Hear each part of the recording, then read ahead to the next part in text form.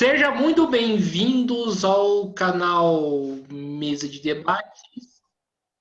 Eu sou o Guilherme, está começando mais uma entrevista, né? E hoje, né, na parte da noite, né, vamos tratar um pouquinho em relação à questão, né, do desmonte da educação, né, do ensino superior, né, e o ataque, né, brutal, né, que o governo federal vem fazendo contra as universidades estaduais, né. Então, né, nesse sentido, eu trouxe aqui a professora Amanda, né, para explicar um pouquinho, né, do que está acontecendo, né, os professores que, inclusive, né, têm sido fundamental, né, para o próprio canal Mesa de Debates crescer, e como que esse é um canal que se propõe estar junto, né, dos trabalhadores e dos trabalhadores na luta, né, então nada mais justo do que apoiar essa importante batalha. Então, chega muito, sem mais demoras, né, eu queria que você se apresentasse, professora, tudo bem? Tudo bem. Eu sou a professora Amanda Moreira da Silva, sou professora da UERJ, na Universidade do Estado do Rio de Janeiro, e fui professora de educação básica também, né? Atuei na rede estadual, municipal aqui do Rio de Janeiro. Hoje atuo no Instituto de Aplicação da Universidade do Estado do Rio de Janeiro, faço parte da Associação dos Docentes, né, da AD do UERJ, e sou doutora em educação, enfim, formada pela FRJ, e faço pesquisa na área de trabalho docente, precarização do trabalho docente. Acho que é um pouco isso. Sim, eu queria que então você já começasse, professora, explicar para a gente o que pretende o governo federal por trás desses cortes e o que está por trás disso. Bom, primeiro também boa noite, né, para todo mundo que está assistindo ou que vai assistir aqui depois o debate. Acho que esse tema é muito importante a gente resgatar hoje, né, trazer, porque é um projeto discutir, né, o que está acontecendo nas universidades e o que envolve aí os cortes, os contingenciamentos, né, na área educacional, nas universidades públicas. É importante que a gente localize esse debate dentro, de fato, do projeto do governo federal, que é um projeto negacionista, obscurantista, neofascista, e que quer acabar com o projeto de universidade pública, né, popular, laica, democrática, e quer resgatar, na verdade, uma universidade que atenda às elites econômicas, né? Então, acho que esse processo é importante entender, né, porque eu não sei você, Guilherme, mas eu sou a primeira da família a entrar para a universidade pública e hoje, como professora, né, de uma universidade pública, observo também essa transformação, né, da composição social das universidades, né, com maior quantidade de pessoas pobres, negras, fazendo parte da universidade pública, né, e isso é o contrário do que esse governo defende, né, para as universidades, é o contrário do que Paulo Guedes defende para a educação, para as universidades, como ele mesmo já declarou, né, como filho de porteiro não deveria acessar, né, ter acesso à universidade. Então, acho que a gente está diante de um projeto, né, diferente para a universidade que passa pelo corte, pela asfixia orçamentária das universidades, né, que venha no sentido de atender esse projeto mesmo desses setores hoje que compõem o governo federal, é, que são negacionistas, que são neofascistas, né, que são supremacistas, na verdade, né, e que governam para as elites, para os brancos, e, portanto, não querem ver uma universidade pintada de outras cores, com outras composições, com outros formatos, e que possam ir por outros caminhos, né? Que pensem de fato a sociedade, que possam contribuir para os problemas dos povos e, na verdade, querem uma universidade que esteja voltada aos interesses do mercado, né? Então, acho que é muito preocupante, né, viver esse contexto que a gente vive hoje nas universidades. Eu, como professora de uma estadual, sou professora da UERJ, mas acompanho também as questões, né, que afligem as universidades federais e entendendo que é um ataque único, né? Não há uma diferença entre os ataques que nós da UERJ, por exemplo, sofremos muito intensivamente, inclusive nos últimos anos, antes da pandemia, com corte de salários, né, com uma asfixia orçamentária também muito grande, e agora a gente vê isso acontecendo em âmbito federal, né? Então, acho que É um pouco isso. Eu não sei se você vai me fazer perguntas ou a gente vai. A Ou gente vai, continuo falando? a gente vai batendo Tá, papo. Né? tá bom. Professor, então pode se concluir aí nesse sentido que se aprofundou, né, o projeto privatista das universidades com o governo Bolsonaro? Ah, sem dúvida, assim, acho que é importante destacar que a gente vem de um processo, desde a Constituição de 88, no contexto de avanço nas áreas sociais, né? Então, claro que a gente teve ali na década de 90 uma avalanche neoliberal no nosso país, né? Não dá para deixar de destacar isso. A gente teve ali um avanço do neoliberalismo, né? Da precarização do trabalho, da precarização dos serviços públicos, mas em anos seguintes a gente teve uma ampliação, né, desse acesso ao ensino superior. Isso acho que é um grande feito dos governos de Frente Popular. De fato, houve uma ampliação das vagas nas universidades, houve uma expansão, a gente pode até questionar como essa expansão se deu, se ela foi com qualidade, se não foi com qualidade. Tenho minhas ressalvas, tenho minhas críticas, mas é inegável que houve uma expansão ali nos governos Lula e Dilma, né, das vagas nas universidades públicas, uma democratização do acesso, principalmente com as ações afirmativas, com a política de cotas. E nos anos seguintes a gente vê, de fato, uma mudança, né, no contexto econômico do país, no contexto social do país. E em 2016 a gente vive o golpe, né, um golpe jurídico parlamentar, mas também um golpe trabalhista, acima de tudo, um golpe aos serviços públicos, né? E ali a gente teve a aprovação da emenda constitucional número 95. Então, assim, não dá para falar de governo Bolsonaro e aprofundamento dos ataques durante o governo Bolsonaro sem puxar esse histórico, sem puxar essa análise, né, que a gente vem de um contexto de ampliação de vagas e tudo mais, e em determinado momento, nessa última década, a gente tem esse governo do Michel Temer, né, que vai implementar uma série de medidas, série de reformas no campo do trabalho e também a aprovação da emenda constitucional número 95, que vai afetar profundamente os serviços públicos, vai afetar profundamente as universidades públicas, o seu orçamento, né, o seu investimento nas universidades públicas. E o governo Bolsonaro, na verdade, ele vai aprofundar essa dinâmica, né, e vai inserir novos elementos também do seu projeto obscurantista, né, um fascista, né, e vai aprofundar essa questão aí dos cortes orçamentários, porque o que baseia a emenda constitucional número 95 é o documento Ponte para o Futuro, né, que foi um documento que guiou ali a agenda do golpe, que foi um documento também muito baseado em orientações dos organismos internacionais, do Banco Mundial, né, que, enfim, coloca que as universidades brasileiras são muito caras, pouco produtivas.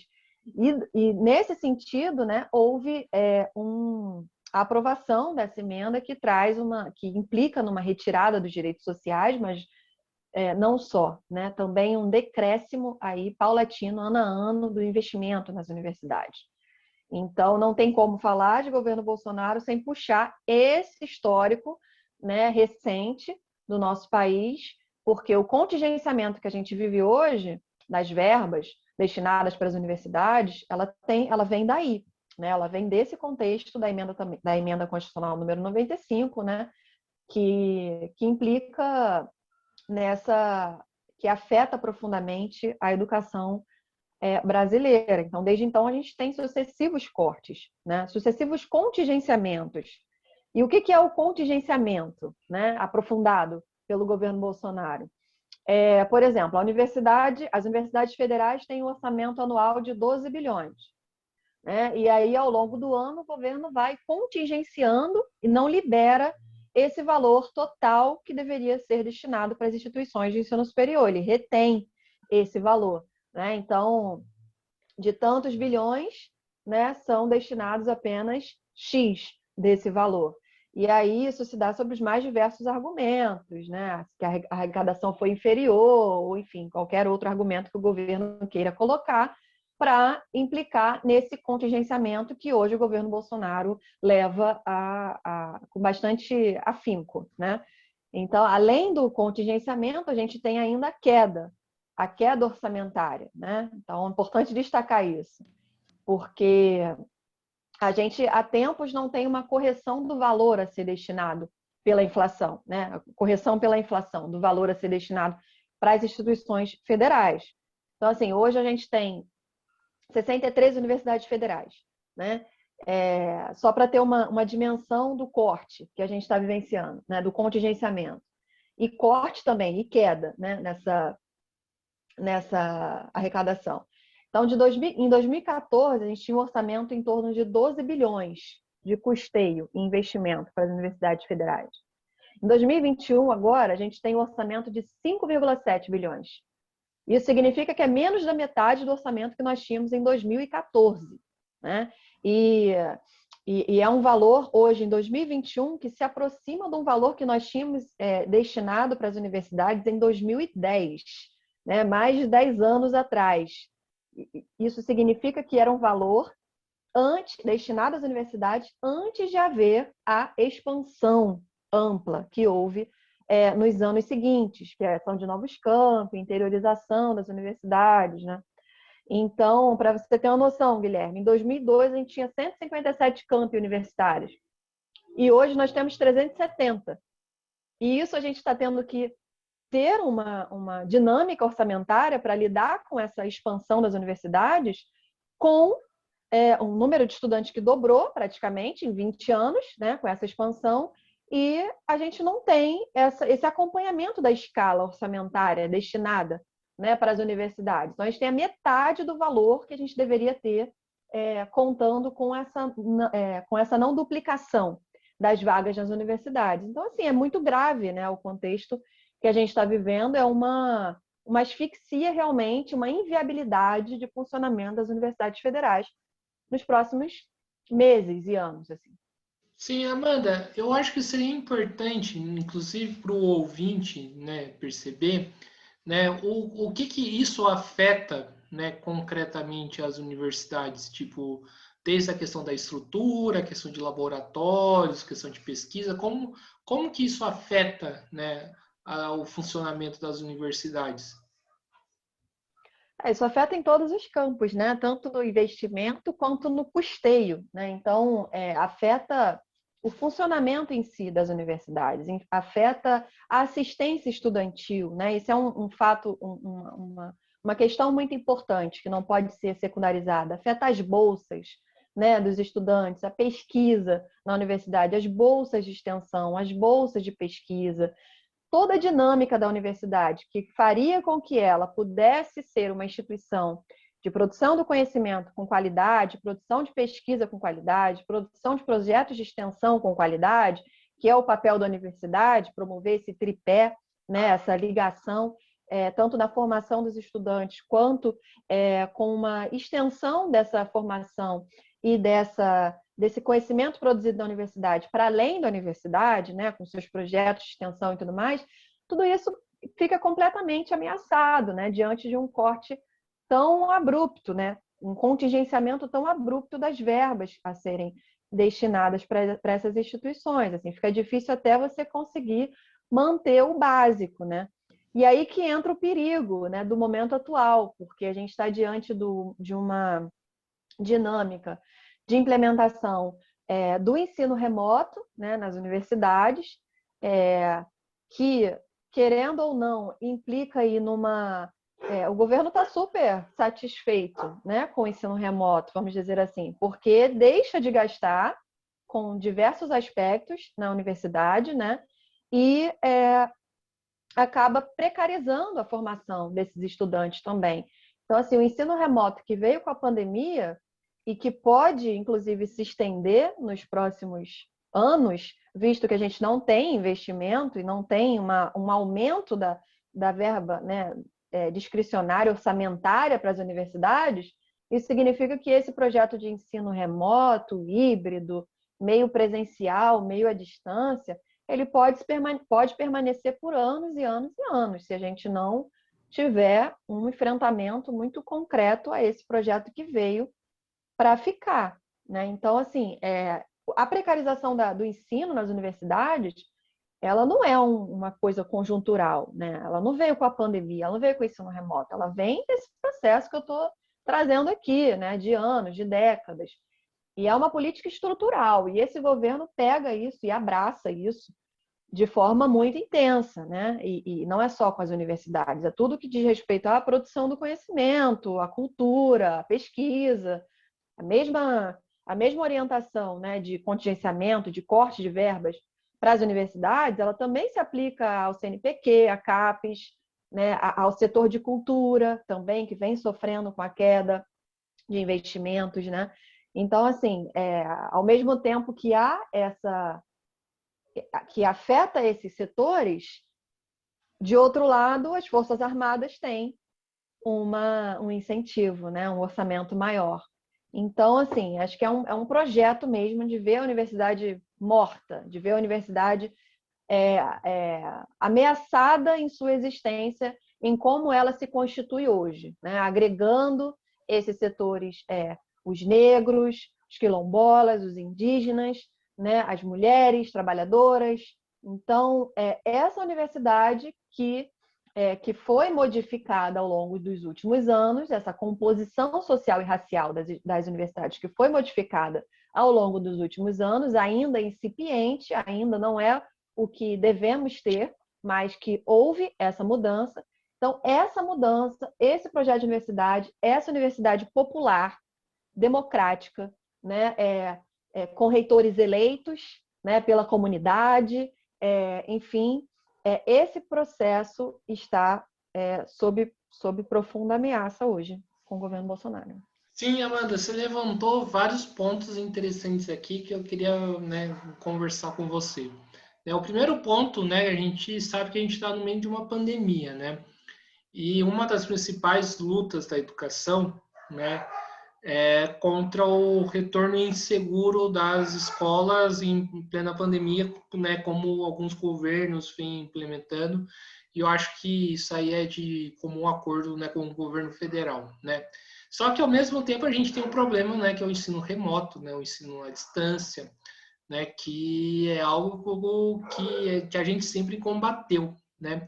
Como lidar com essa contradição, né? Porque ao mesmo tempo não dá para retornar, se não dá para retornar nas escolas, nas universidades, muito menos, né? Mas ao mesmo tempo, né, tem essa questão do ensino à distância, né, que é bem complicado. Como lidar com essa contradição? É uma contradição que, na verdade, não é tão contradição assim, né? Primeiro que a gente não deixa em nenhum momento de fazer a crítica ao ensino remoto. Não deixamos de fazer, né? Desde o início que esse projeto se apresentou para as universidades, lá em 2020, houve muito debate no campo crítico, né? No âmbito sindical, no âmbito do nosso Sindicato Nacional, o ANDES, nas universidades. Muitos também foram a favor, né? Mas também houve a crítica, né, a esse processo do ensino remoto, justamente pelas ameaças que ele traz, né, com ele.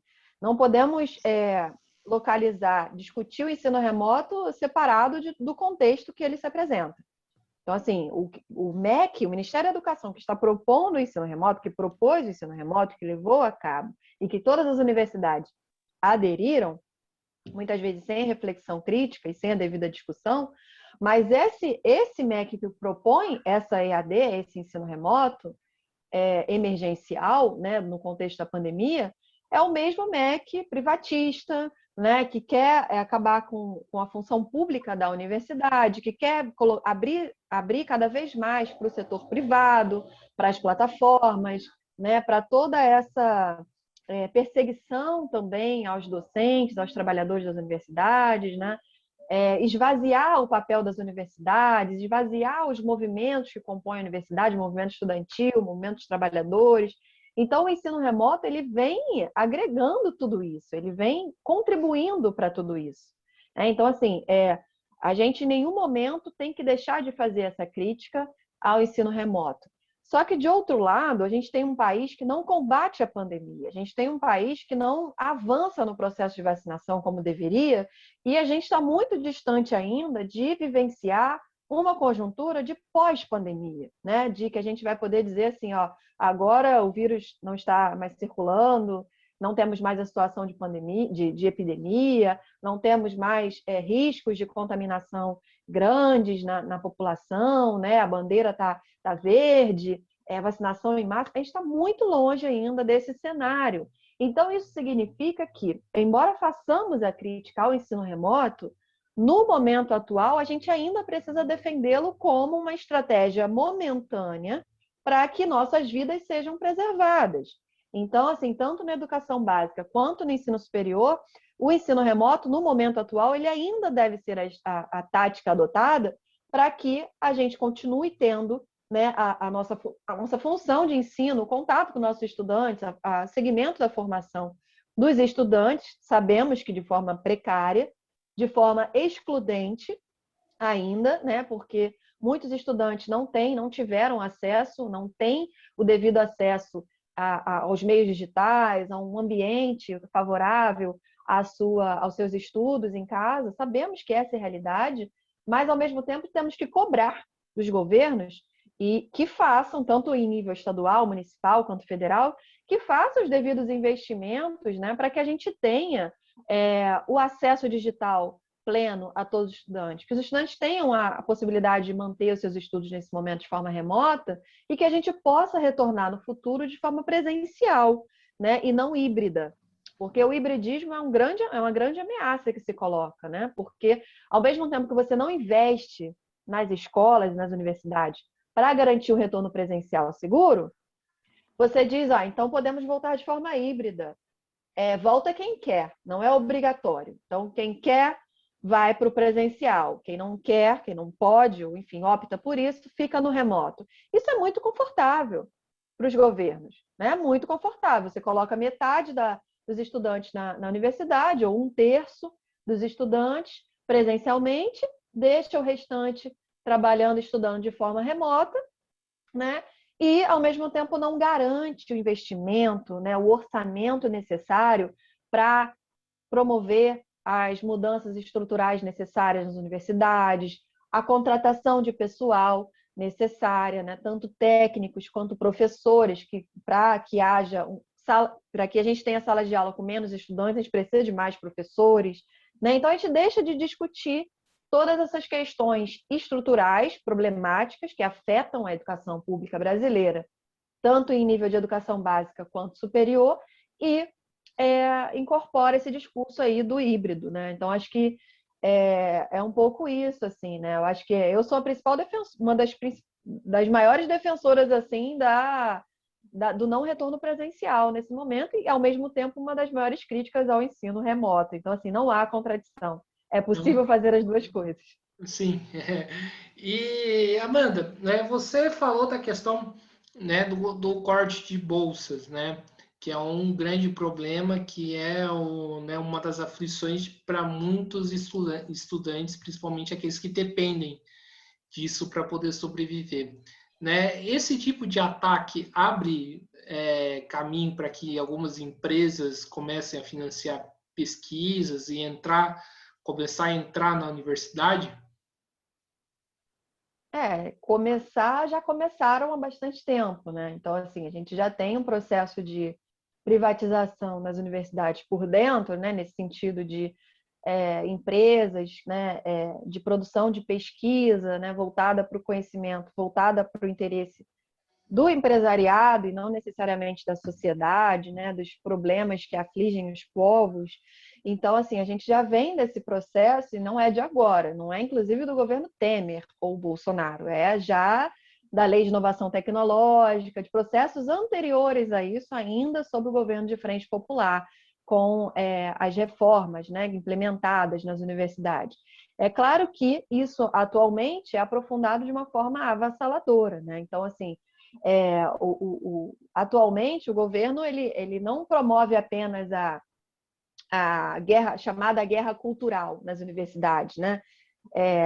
Para o governo federal hoje, para o governo Bolsonaro, né? Enfim, sua equipe do Ministério da Educação, enfim, as universidades são casamatas da guerra cultural, né? São fortificações, é ali que há os pensadores marxistas e que precisa ser combatido, né? Então, assim, o governo centra fogo nas universidades porque entende que elas são essas caça-matas, essas fortificações dessa chamada guerra cultural que eles veem. Então, por isso, tanto ataque às ciências humanas, tanto ataque à ciência como um todo, aos professores, né? E é uma verdadeira um ataque mesmo aos ideais iluministas, né? Aos ideais da Revolução Francesa. Assim. Então, há uma perspectiva de derrubar tudo isso, né? De modificar isso que eles veem que as universidades significam, que na verdade não é bem isso, né? A gente que faz parte das universidades, a gente vê que quem me dera fosse assim, né? Que a universidade estivesse permeada pelo marxismo, que os professores fossem todos de esquerda e que os estudantes fossem todos muito combativos. A gente sabe que a realidade não é essa, embora exista a realidade homogênea, não é essa, infelizmente. Então, assim, essa questão da, da privatização, né, que você faz na sua pergunta, o governo ele intensifica isso. Então, a gente teve, por exemplo, os projetos apresentados como Futurice, né, que é uma proposta de privatização das universidades, né, de fazer com que as universidades captem os próprios recursos, né, por meio de organizações sociais, ou mesmo incentivando a cobrança de mensalidades, por exemplo, né, nas instituições públicas. Então, assim, durante a pandemia, o governo apresentou, inclusive, é importante lembrar, né, que o governo apresentou uma quarta versão do Futurice, ainda lá sobre o ministro da Educação, Weintraub, né, que foi um dos maiores inimigos, né, das universidades, que acusou as universidades de fazerem balbúrdia, e que foi um dos que também propôs um período em que houve aí os contingenciamentos. Então, assim, inclusive antes de sair, antes dele deixar o cargo, né, ele fez uma proposta de extinção das cotas na pós-graduação. Né? É importante a gente resgatar esses fatos, né, esses pontos, para que a gente veja em que nível de ataque a gente está vivendo. Né? E não podemos deixar ainda de destacar a questão dos reitores eleitos, né? Então, assim, esse é um outro viés que esse governo vem colocando, né? De 51 reitores nomeados por Jair Bolsonaro, só 18, dos 51, só 18 venceram a lista tríplice, né? Venceram a consulta nas universidades. Então, assim, isso é muito grave, né? Está diante de ataques de diversas dimensões, né? Ataque à autonomia universitária, avanço da privatização, seja com projetos como esse, né, que eu citei aqui, o Futurice, ou outros similares, né, ou mesmo o ataque no sentido da autonomia das universidades em escolherem os seus reitores, né, ou mesmo com as propostas de ensino online, ensino remoto. Então, assim, são diversas frentes que vêm numa única direção, né, atacar a universidade, atacar os servidores públicos. E aí, inclusive, adenda no contexto atual à reforma administrativa, né, que é o próximo ataque desse governo a ser implementado e que a gente tem que estar muito unificado para poder fazer esse enfrentamento a esse ataque, né, que vai, mais uma vez, precarizar a universidade como um todo, os servidores, o serviço público, né, porque é uma reforma que vai atacar o serviço público.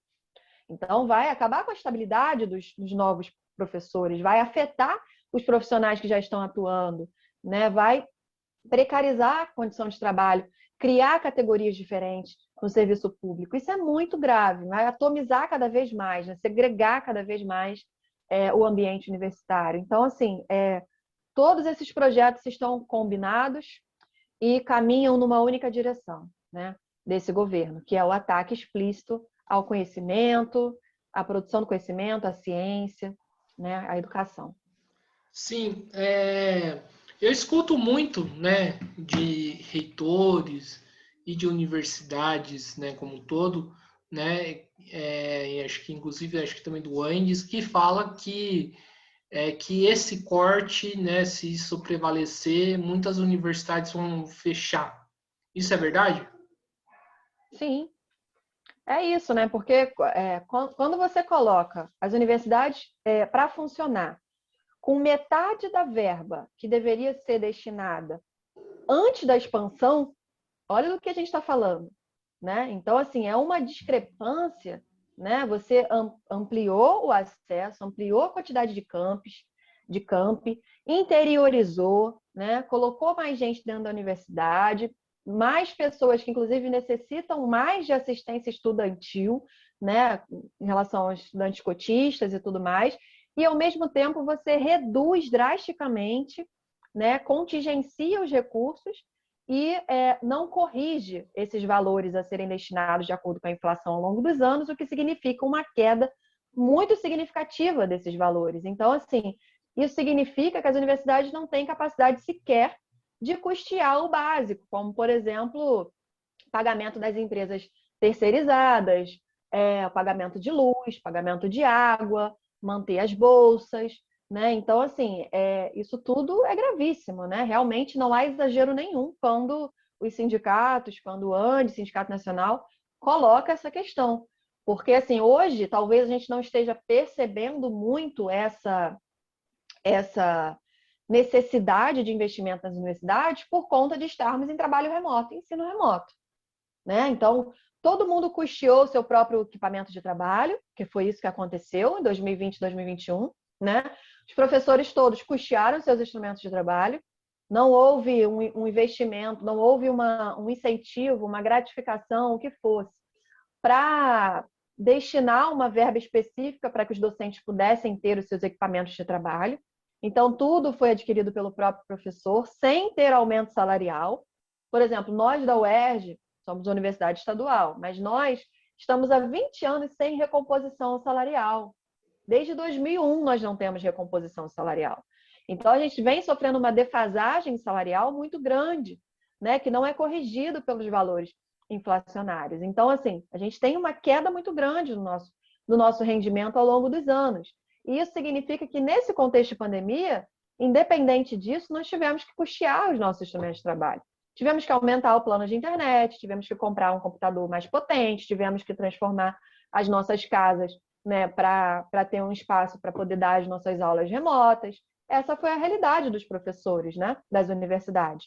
E isso se deu em nível nacional, né? Não houve uma política de fazer com que isso acontecesse, assim como para os estudantes também, né? Então, para os estudantes também foi um se vira nos 30, né? Então, ó, vai lá, a gente vai oferecer o ensino remoto aqui.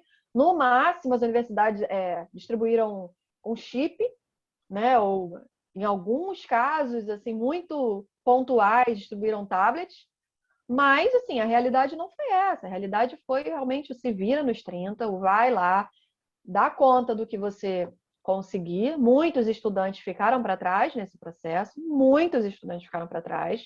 Eu falo pela UERJ, a UERJ é a Universidade Popular, né? A universidade que foi a primeira universidade do país a implementar cotas raciais, né? Então, você imagina uma universidade com essa composição social, né, de estudantes trabalhadores, estudantes que têm dificuldades, que dependem de suas bolsas, né, num momento como esse, não tendo essa possibilidade, ou no máximo receber um chip e um tablet. Mas ok, e aí? Esse pacote de dados vai ser suficiente para ele assistir todos os vídeos necessários? Ou ele vai acabar no primeiro vídeo que o aluno assistir? Além do tablet, do chip, o aluno tem um ambiente silencioso para estudar, um ambiente que seja favorável? Ou a gente está ignorando todas as condições de vida desse estudante, condições de habitação, de moradia, e vamos lá. É isso, né? A gente ignorou. Os governos ignoraram tudo isso, né? Então, por isso que é tão importante a gente lutar pelo retorno presencial seguro quando as condições forem propícias, né? Hoje seria inviável, mas a gente precisa ter isso no horizonte. Sim. Amanda, né, uma coisa que acho que a gente tem que conversar aqui, né, é qual é o papel, né, que as universidades cumpriram, né, cumpriu, né, ou cumprem ainda, né, durante a pandemia.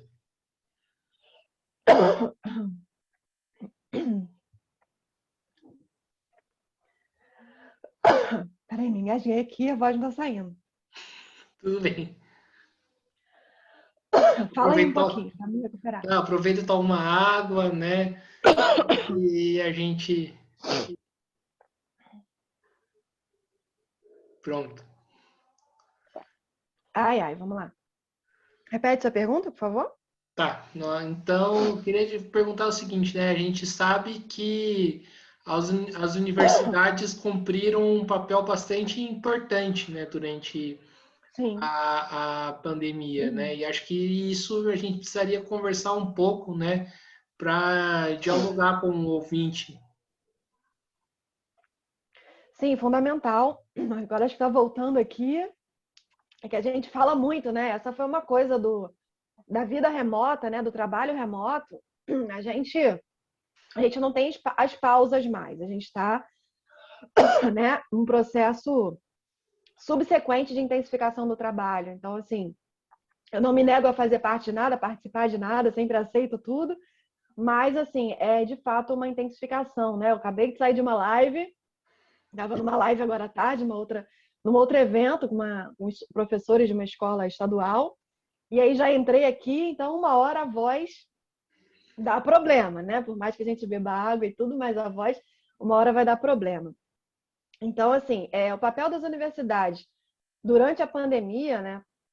Eu acho que foram fundamentais, né? Primeiro, no que diz respeito diretamente à pandemia em si, com a produção de conhecimento, produção de pesquisas voltadas, né, para a área de desenvolvimento de vacinas, enfim, de questões que pudessem favorecer o não contágio, ou mapear casos, enfim, foram diversas iniciativas, eu poderia aqui citar diversas, só da UERJ, e certamente isso se estende para todas as outras universidades, né, com seus laboratórios fazendo pesquisas voltadas para o contexto da pandemia, foram diversas pesquisas e atuações, né, não só do campo da saúde, mas do campo das ciências humanas também, né, com pesquisas das mais diversas nuances que pudessem explicar esse contexto atual que a gente vive, que pudessem apresentar alternativas, né? Então, assim, a pesquisa ela não parou em nenhum momento, desde o início da pandemia, né? Acho que é importante destacar isso. Porque no ano de 2020, por muito tempo, ficou se falando, propagandeando na sociedade que as universidades estavam paradas, que precisavam retornar e precisavam retornar. Só que em nenhum momento as universidades ficaram paradas. O que ficou parada por alguns meses, ano passado, até que fosse definido o que seria feito com o ensino, foi o ensino. Então, o ensino ele ficou parado por um determinado momento. E a extensão também por ser presencial a maioria das vezes. Mas a pesquisa, ela continuou. Né? Os professores e estudantes continuaram com as pesquisas nas universidades em 2020. Então, assim, os setores também da saúde, né, com seus hospitais universitários e tudo mais, grandes referências, né, na área da Covid-19, hospitais universitários, clínicas das universidades. Então, acho que o papel das universidades foi fundamental nesse contexto da pandemia, né? E, posteriormente, com o ensino também de forma remota, a gente consegue aí recuperar essa capacidade também de fazermos o ensino, embora que eu considere precário e minimalista, mas ele também está acontecendo, né? Então, assim, não há dúvidas que a universidade ela tem um papel fundamental na sociedade, né, para a produção do conhecimento, para que a gente possa desmistificar esse contexto tão perverso que a gente vive de negacionismo, né, de negação da ciência, de negação do conhecimento científico. Então, é cada vez mais importante a gente reafirmar o papel das nossas instituições de ensino superior, né, que tem uma qualidade, que tem uma extrema qualidade, né, que produz conhecimentos de qualidade voltados para as necessidades sociais da população, né? E a gente não pode permitir que esse projeto de busca pela refuncionalização da universidade, digamos assim, né? Essa busca por tornar a universidade uma outra coisa que ela não é hoje, que é o interesse do privatismo, né? Dos setores governistas também, que não permitir que esse projeto vá adiante, né? Então, assim, para isso a gente precisa recuperar a nossa capacidade organizativa, acho que esse é um ponto crucial.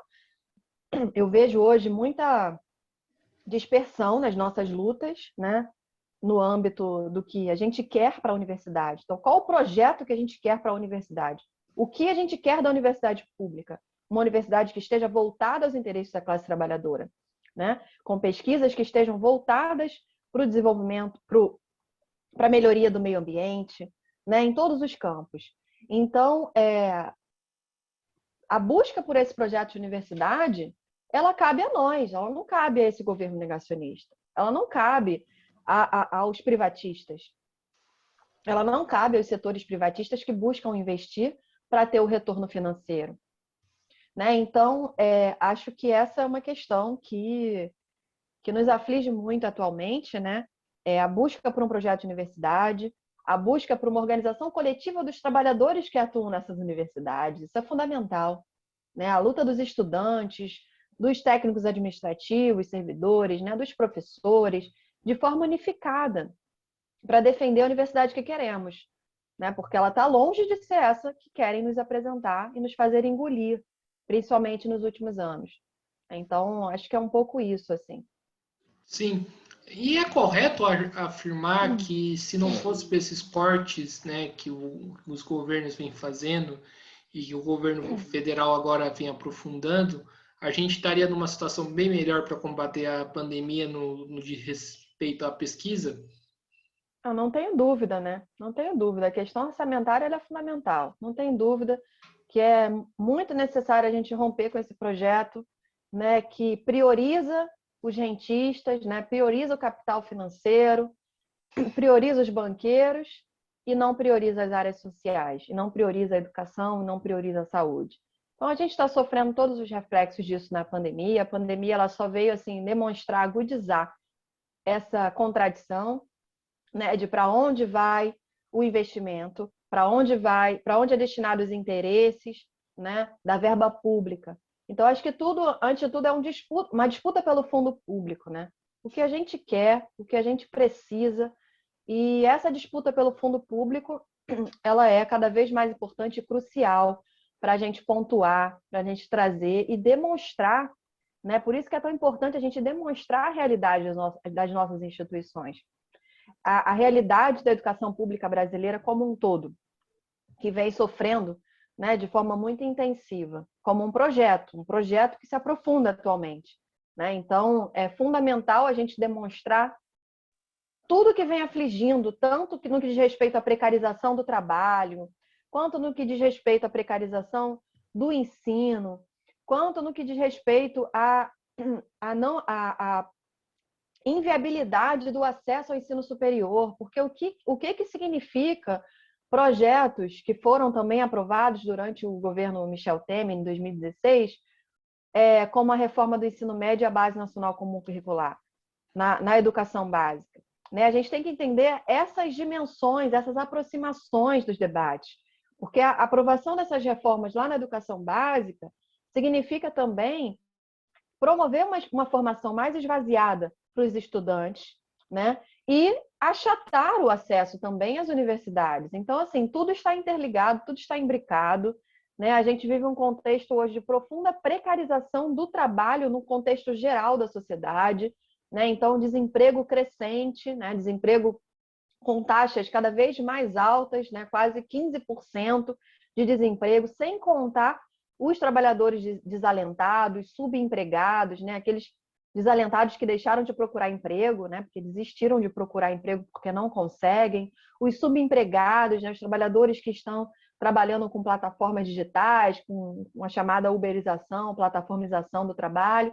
Então, é esse contexto do mundo do trabalho que a gente vive que não condiz, né? Vamos dizer assim, com o interesse de promover uma universidade que vai ser autônoma, criativa, né? Que vá produzir conhecimento, que vá formar quadros, que vá formar profissionais qualificados. Então, assim, a gente está diante de um processo profundo de estagnação, de privatização da vida, de precarização da vida, né? E isso implica consequentemente, no esvaziamento do papel das universidades. Então, por isso, elas são cada vez mais sofrem com essa falta de investimento, com essa falta de perspectiva mesmo do que essas instituições estão a serviço, né? Estão a serviço de quem?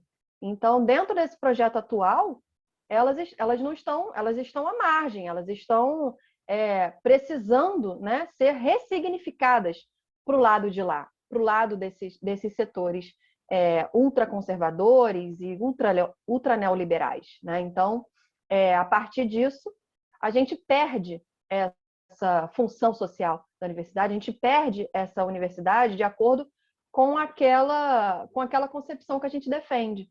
E é isso que a gente precisa resgatar. É isso que a gente precisa cada vez mais debater, se aprofundar, né? Entender todas as nuances, tudo que está envolvido nesse processo que atinge as universidades hoje, que vai desde a questão orçamentária até a questão do trabalho do ensino, para que a gente possa construir uma agenda, construir uma alternativa, construir propostas, né, de ensino que estejam condizentes com o nosso projeto, com um projeto de universidade popular, laica, autônoma e democrática, né?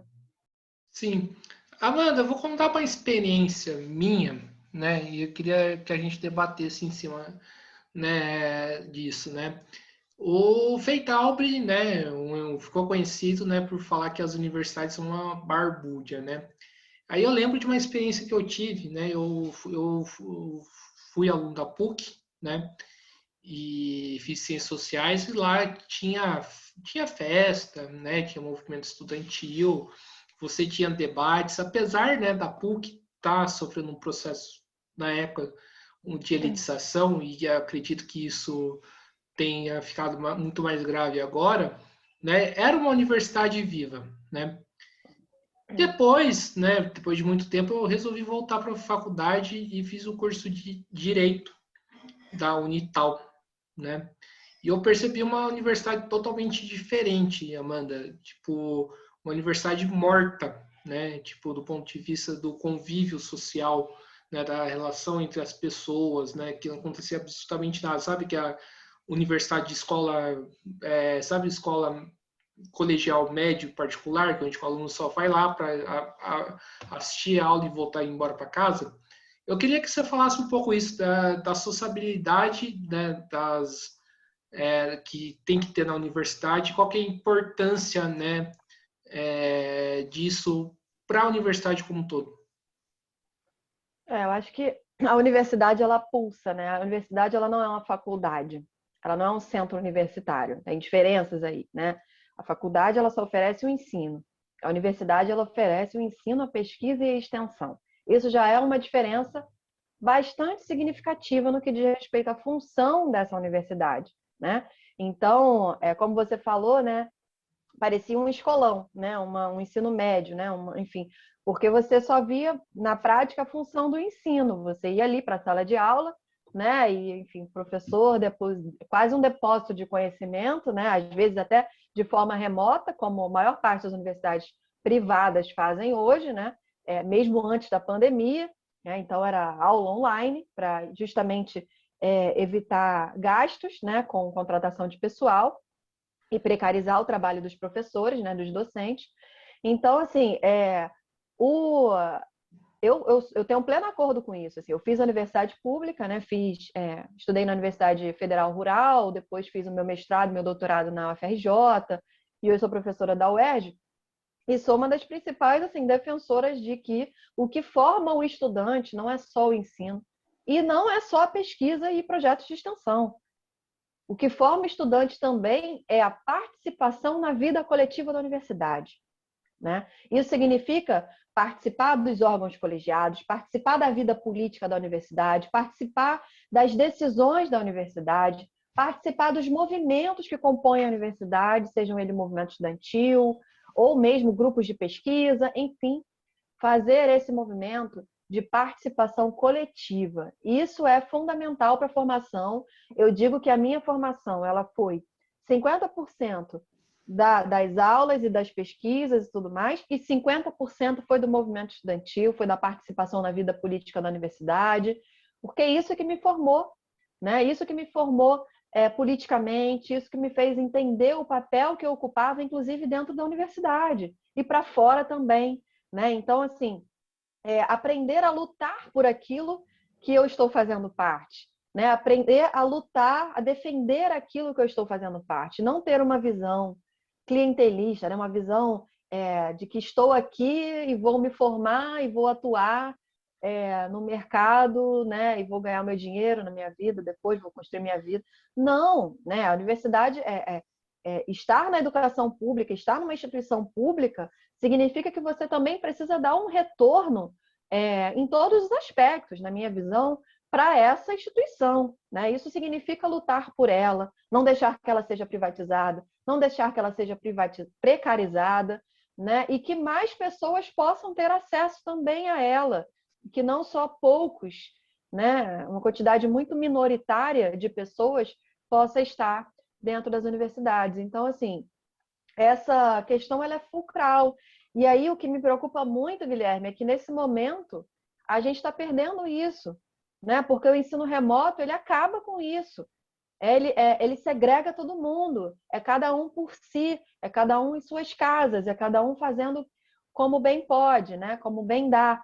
Então, é claro que essa questão da pandemia ela também trouxe aproximações. Não estou dizendo que isso não ocorreu e não está ocorrendo. Isso aqui que a gente está fazendo é super positivo, né? A gente está aqui fazendo um diálogo, uma conversa, e eu nem conhecia você antes, né? Enfim, a gente se conheceu pelas redes sociais e tal.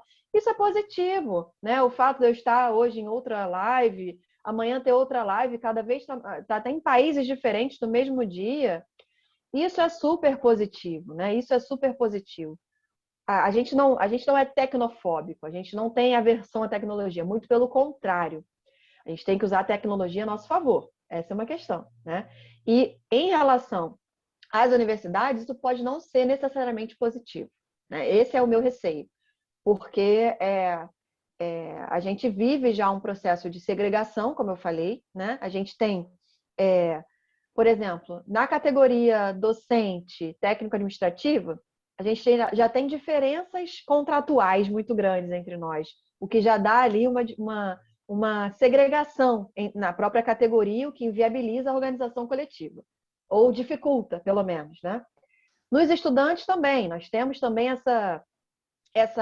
esse individualismo cada vez mais exacerbado, né? Cada um buscando ali a sua formação, o seu diploma, né? Correndo atrás do seu diploma. E muitas vezes deixa para trás essa visão mais ampla e coletiva que a gente precisa ter, né? Então, assim, esse processo já vinha de antes, não é de agora. Então, assim, o ensino, essas formas remotas de ensino e de trabalho, elas podem, se nós não soubermos utilizar, né, e saber utilizar delas no futuro, quando passar a pandemia, elas podem se voltar contra nós. Elas podem nos segregar ainda mais, podem nos atomizar ainda mais, podem dificultar ainda mais a nossa organização coletiva, né? Então, acho que é uma questão aí também que eu queria talvez deixar para quem está assistindo a gente refletir também sobre isso, né? Porque a gente precisa pensar no hoje, que é o contexto pandemia, que a gente está usando dessas ferramentas, né, para fazer o nosso trabalho, para fazer os nossos diálogos, as nossas palestras, os nossos eventos. Mas e no pós-pandemia? Como isso vai ficar, né? Como isso vai ser utilizado? Como isso vai ser apropriado? Né? E como isso poderá ser utilizado a nosso favor, né? E não contra nós, e não inviabilizando ainda mais as nossas relações coletivas. Sim, e eu queria que você falasse o que está por trás, né, dessa criminalização, né, do governo federal e dos seus apoiadores de direito à universidade pública, de falar que é uma barrúdia, que falar que tem plantação de maconha, né, que falar que rola orgia ao céu, ao céu livre, né? O que está por trás de tudo isso? É, a gente na UERJ, a gente é expert nesse assunto, né? Porque a gente sofre ataques assim semanais.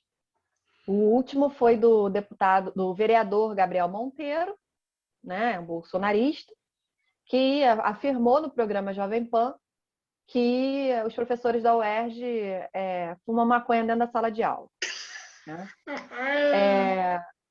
Semanas atrás, 3 semanas atrás, um outro deputado estadual, também bolsonarista, que até me pode o nome dele agora para citar, invadiu a universidade e arrancou uma faixa que nós tínhamos colocado, inclusive a nossa associação docente, as do UERJ, tinha colocado num ato que nós fizemos dentro da universidade. Colocamos uma faixa escrito por comida no prato, vacina no braço, enfim, fora Bolsonaro, né? E esse deputado estadual, ele invadiu a universidade e arrancou essa faixa e gravou um vídeo para os seus seguidores lunáticos nas redes sociais, né? E, em seguida, como teve uma repercussão super negativa na Assembleia Legislativa, né? Os deputados falaram muito disso, né? Nas semanas seguintes e tal. Ele, para provocar, ainda criou um projeto de lei de extinção da UERJ, né? Então, assim, ataques gratuitos, ataques levianos, né, que a gente vem sofrendo. Isso dei o exemplo aqui só da UERJ, mas são infinitos exemplos, né, em nível nacional, nas universidades. E é isso, né? Esse governo ele utiliza de todas as suas armas, né, no sentido figurado, porque gostariam de usar efetivamente armas reais para nos eliminar, né? Porque na verdade é isso, né? A gente está diante de supremacistas, né? De pessoas que seguem, que estão no governo hoje, que seguem a estética neofascista. É isso, né? A gente vê as motociatas de Bolsonaro, muito parecidas com a estética de Mussolini na Itália. A gente vê assessores do governo fazendo referência a Ku Klux Klan, né? Fazendo referências a símbolos de supremacistas brancos. Então, assim, tudo isso, né? Toda essa lógica que está hoje dentro do governo federal, esse movimento olavista, obscurantista, né, o fascista e negacionista, eles querem eliminar o oponente, eliminar fisicamente. Como não podem fazer, muitas vezes, eliminação física, optam pela eliminação moral, né? Então, assim, tentam o tempo todo seguir essa proposta de guerra cultural que eles adotam, né? Para eles vivem uma guerra cultural e a gente é o inimigo a ser combatido nessa guerra cultural, chamado marxismo cultural gramsciano, né? Então, assim, eles veem de fato isso como uma ameaça à existência deles, né? Então, assim, isso vai ser daí para pior nos próximos meses, no próximo ano, né? A gente vem se aproximando de um ano eleitoral, o governo está cada vez mais acuado, né? A gente vê hoje aí a queda de mais um ministro, né, crucial ali, o Salles, né? E, enfim, esses escândalos aí envolvendo a Covaxin também recentemente, né, da aquisição de vacinas aí, envolvendo um escândalo de corrupção, muito provavelmente, né, envolvendo esse governo. Então, assim, eles vão contra-atacar cada vez mais, né? Eles vão cada vez mais partir para cima da gente. E nós, da universidade pública, temos que, da educação como um todo, da cultura, né? Todos esses setores estão atacados por esse governo, né? Temos que estar cada vez mais fortes, fortalecidos. E hoje, né, como já estamos indo às ruas, temos que, de fato, construir essas manifestações, né? Eu fui uma das que defendi que nós não deveríamos ir às ruas em 2020 inteiro, por conta da pandemia. Mas hoje, incluir essa atividade como uma atividade essencial da minha vida. Já fui nos 2 últimos atos, irei no próximo dia 24 de junho, porque é muito importante que a gente esteja na rua, com toda a proteção, com toda a segurança possível, em ambiente aberto, né, com máscaras, álcool em gel e distanciamento social, mas precisaremos fortalecer, né, estar nas ruas para que demonstremos que não são só os fascistas que podem ocupar as ruas, né? Não são as motociatas que vão dar a tônica, seremos nós. Temos que ser nós, né? Então, acho que é um pouco isso aí, Guilherme. E agora, para finalizar, Amanda, né, o papo está muito legal, né? Eu queria te perguntar o seguinte, né? E perspectiva de luta, né? Como que vocês estão se organizando para enfrentar esses ataques, né? Do que você tem acompanhado das universidades federais, como está a organização delas e tudo mais, para poder barrar esses cortes? Difícil. A situação é dramática, não é tranquila, não é positiva, né? A gente tem um sindicato nacional de luta, a gente tem associações docentes importantes, né, em nível nacional, mas a gente não vive um período tranquilo. Isso para a classe trabalhadora de conjunto, não é? Não só para os professores das universidades, né? Para a classe trabalhadora de conjunto. A gente vive um momento de muita apatia, de muita dificuldade organizativa, né? De derrotas históricas mesmo. A gente vem num processo de derrota histórica, de derrotas sucessivas, né? Desde, e aí eu coloco como marco o ano de 2016 para cá, a gente vem sofrendo derrotas consecutivas em cima de derrotas, né? Então, reforma trabalhista, lei da terceirização, emenda constitucional número 95, reforma da Previdência, né? Carteira verde e amarela, agora a questão da da emenda constitucional, né, da PEC emergencial e agora a proposta de reforma administrativa, tudo isso aí é uma sucessão de ataques mesmo que a gente não conseguiu enfrentar à altura, né, que a gente não conseguiu barrar. Então, assim, a gente não está à parte disso, os professores das universidades, os técnicos e os estudantes, né, comunidade acadêmica, ela não está apartada dessa realidade de dificuldade que a classe trabalhadora enfrenta de conjunto. Então, vou te dizer, para responder essa pergunta, sim, é difícil, porque a gente está, de fato, diante de um momento de correlação de forças desfavoráveis para a classe trabalhadora de conjunto, né? Mas, ainda assim, a gente resiste, é o que eu falei até um pouco na resposta anterior, né? A gente resiste, a gente está resistindo cada vez mais. A educação é a pedra no sapato desse governo, né? Foi a maior manifestação que aconteceu nesse governo Bolsonaro. Foi a manifestação da educação lá em 2019, em maio de 2019, não sei se você lembra, aquela grande manifestação, tsunami da educação, né, que ficou chamado. E acho que precisamos, pelo menos, resgatar essa capacidade de ir às ruas nesse momento. Essa capacidade de ir às ruas que ficou minada por conta da pandemia, mas hoje o vírus, o presidente é mais perigoso que o vírus. Os ataques à educação são mais perigosos, né, do que a própria pandemia, né? Até complicado falar isso, né? Mas assim, acaba que a gente fica sem saída realmente. Ou a gente derruba esse projeto que está em curso hoje no nosso país e que afeta as dimensões mais importantes, que é a saúde e a educação, ou a gente, né, está afadado realmente a sucumbir, né? Então, eu acho que é isso. As nossas iniciativas têm sido essas de resistência, né, de resistência de nossos locais de trabalho, fortalecimento dos nossos sindicatos e tudo mais. Eu sou parte do sindicato, acredito no sindicato, sempre acreditei e vou sempre seguir acreditando como uma ferramenta de luta da classe trabalhadora que precisa ser fortalecida cada vez mais, né? E o caminho acho que é esse, né? O caminho é esse, é fortalecer essa resistência, fortalecer a luta da classe trabalhadora e em defesa da educação. Então, beleza, maravilha, Amanda. Então, estamos chegando aqui no final de uma entrevista do Mesa de Debates. Primeiramente, quero agradecer por você ter aceitado o convite, Amanda. Gostei bastante da conversa. Espero que contribua aí na mobilização, na luta, né? Porque é isso que, a serviço disso que o canal tá certo que é um canal ainda relativamente pequeno, mas a gente, né, faz o possível e o impossível, né, de tentar intervir, tentar colaborar nos processos da luta de classes. Então, quero agradecer por isso e peço para você fazer as considerações finais. Eu só tenho a agradecer também, Guilherme. Como eu falei, eu sempre topo participar dos debates, porque eu acho que é o que nos resta nesse momento.